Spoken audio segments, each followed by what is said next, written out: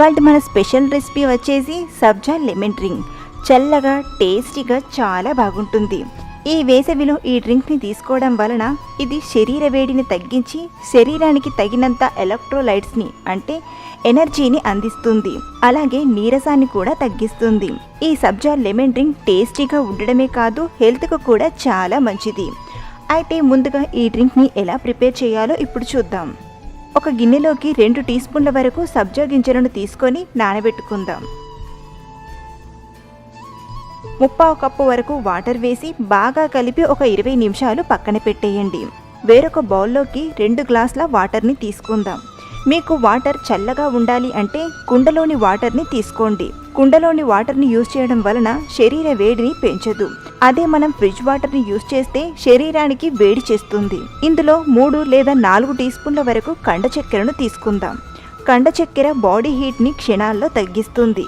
మనకు ఇంట్లో ఏం లేకపోయినా కండ చక్కెర జీలకర్రను వాటర్లో కలిపి తీసుకున్న శరీర వేడి ఫాస్ట్గా తగ్గిపోతుంది. ఇందులోనే ఒక 1/2 టీ స్పూన్ వరకు బ్లాక్ సాల్ట్ని తీసుకోండి. మీ దగ్గర బ్లాక్ సాల్ట్ లేకపోతే కల్లుప్పుని తీసుకోవచ్చు.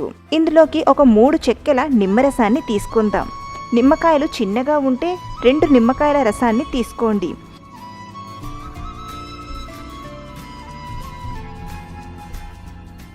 మనం ఇందాక నానబెట్టిన సబ్జా గింజలను ఒక 3-4 టీ స్పూన్లు తీసుకుందాం.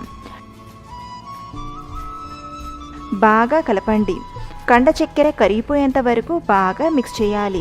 మనకు కిరాణా స్టోర్లో కండ చక్కెర కాస్త పెద్దగా ఉంటుంది. అది కాస్త చితగ్గొట్టి యూజ్ చేస్తే తొందరగా కరిగిపోతుంది. ఇలా తయారు చేసిన డ్రింక్ని గ్లాసెస్లోకి తీసుకుంటే సరి.